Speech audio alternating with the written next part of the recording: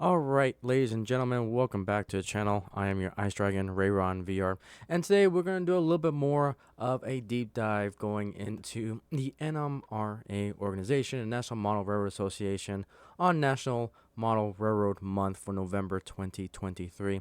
Now, we kind of talked about the organization a little bit in the previous video, but I kind of just want to do a little bit more deep dive into the NMRA. It is the overarching body that comes to a lot of the standards and procedures when it comes to the hobby.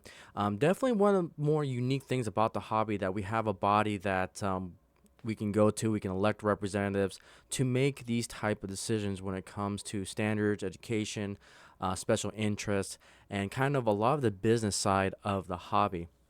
And so when it comes to the NMRA, there's a wide variety of sub-organizations of the NMRA that you can join. So as far as the NMRA, you got these districts, so it is kind of international to a certain degree.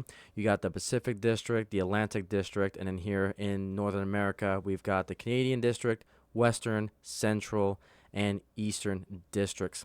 Within those districts, we have regions. So these particular regions have memberships and special events. So as you can see here are the sub-regions to those particular districts.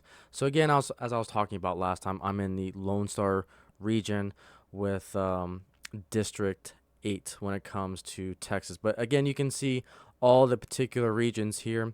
So you can do some research, figure out which district you're in, and see if you can be a part of the NMRA group within your area. Again, it is a great way to learn about the hobby, learn from master model railroaders, and I actually recommend it because considering I went to the train show in 2023 by the NMRA convention, it definitely opened up my eyes that it is definitely a international hobby. There's a lot of things that you can learn.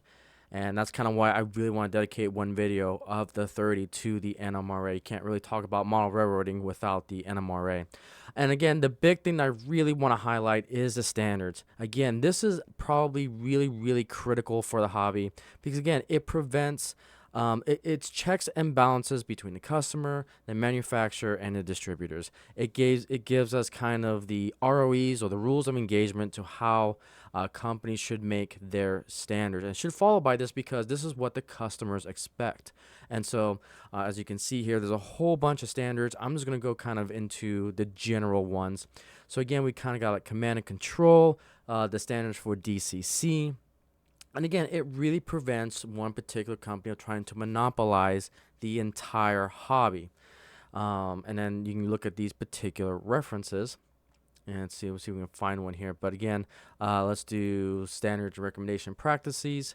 And then again, this will give you, here are all of the documents that reference the standards. Like, for example, here are the standards for DCC when it comes to the 8-pin and 6-pin decoders here, how the wiring should be so that way things can basically work with one thing from another. So again, this is how you get the design of those plugs, the particular measurements of each of the plugs, how the number system of these plugs, how the wiring, how the coding works. So again, this is kind of critical because again, this is the standard that they're telling all these companies, hey, you should follow these regulations so that way anything can be interchangeable, so that way it is more consumer friendly. And again, that's one thing I adore about this hobby, that we have these standards.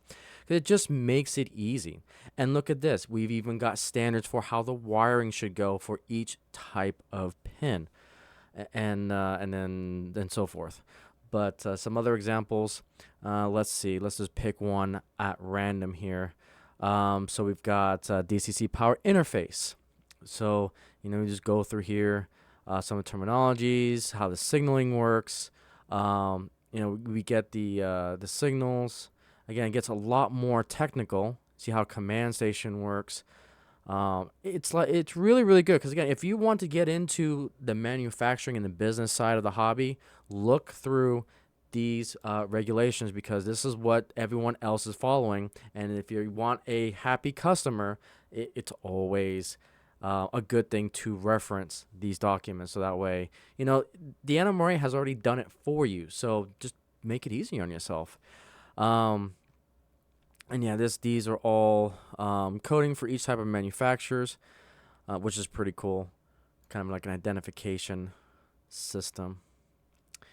But yeah, it's really cool, and this is what I highly have so much respect when it comes to the NMRA is these standards. And it looks like we even got standards for wheels, we got standards for rail. So you can kind of see here the type of measurements for the code and everything when it comes to the particular rails. So again, this is why the NMRA is super important. Even so, we got some couplers here, which is pretty cool. So again, a lot of just general advice when it comes to manufacturers. There's one in here I'm trying to find. Oh, standard gauges. So this is where we get all of our recognized gauges. So again, the NMRA does make these standard gauge. They do track lengths. They do points, flanges for turnouts, for wheels. It's a very handy tool to grab, and I still need to grab one. I really need to get one because it is handy.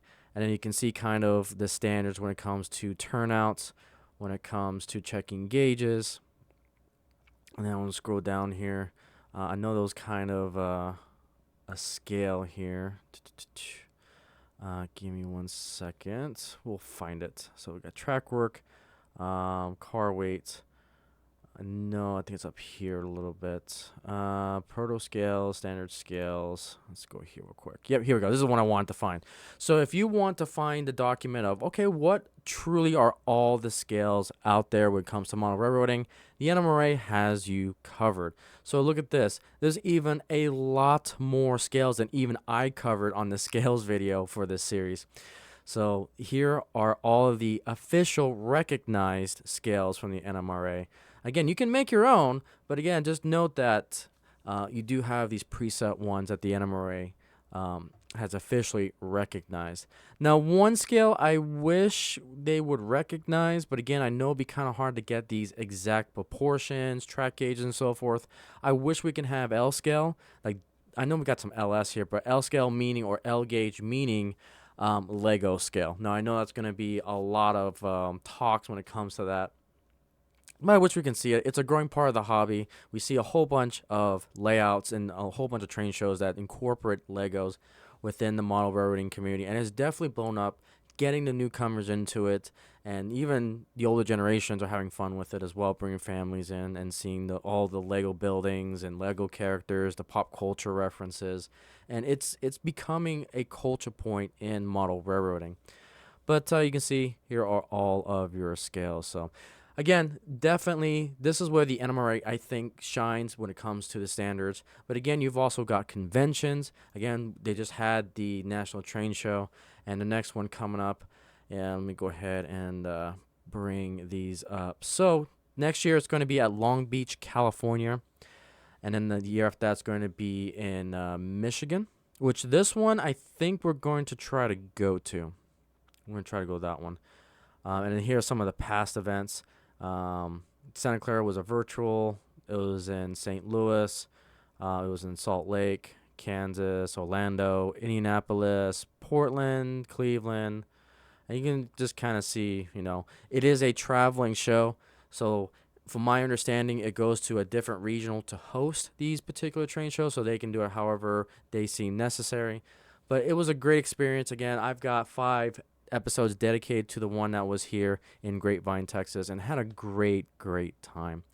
So let's see. I think that's pretty much the main things. Some other things to also take into consideration. You've got special interest groups. So in here, if you're looking for just some random historical society, maybe a particular club or some sponsors, if you just want to explore to see what's out there, you've got all these wonderful tabs up here. You got special interest groups, 100% clubs, and partnership programs. So I'm just going to quickly skim through this. So you got some historical societies here. We've got some museums, and you can just see everything here. And you just click on it and go straight to their website. Sometimes you'll have manufacturers in here as well. You've also got, here's NRail for all you N-scalers out there, for the N-track, T-track, and Fremont. O-gauge, O-scale. So again, it's worth if you're getting into this hobby, it is definitely worth checking out the NMRA.org. It is a great place to just explore, gain your knowledge, figure out what's around in your local area to see if you want to join somewhat of a public layout or public atmosphere when it comes to model railroading. And they've also got kind of a list here when it comes to um, the clubs in local areas. So they have a club directory, so you can just click on the state that you're in and see if you have one near you. Now keep in mind, these are clubs.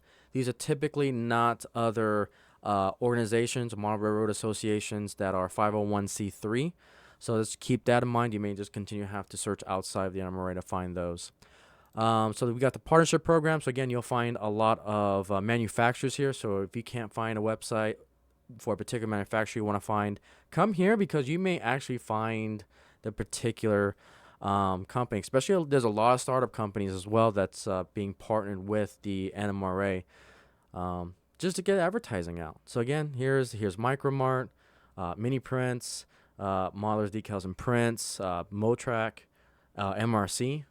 So again, Northland's here. Not that should look familiar, and so forth. So again, there's a whole bunch of just good information that you will find on the NMRA website. I think those are the big things that I really want to focus on. Also, again, for those of you who really want to get into the achievement program, here's everything that you need to know about the achievement program, the Golden Spike Award, and how just to get certificates and go into Master Model Railroading. So I'm probably going to do an independent journey series when it comes to MMR, because I think Ferry and we're going to try to both go through the program together, kind of do a couple's journey to become an MMR, because Ferry's got a great talent in scenery. I've got my quirks in electronics and operations. And so it'll be kind of interesting to do when it comes to the AP program. So there'll be more about this in the future. It'll definitely be a staple for the channel. But yeah, I think we'll go ahead and call it good there. So again, if you're new, check out the NMRA.org website. Highly recommend it. Highly recommend becoming a member. They have done some dramatic changes that I've seen, and they're really pushing the hobby into the direction that for the future, and it's always a good thing. So with that, guys, thank you so much for watching, and I'll see you on the next video.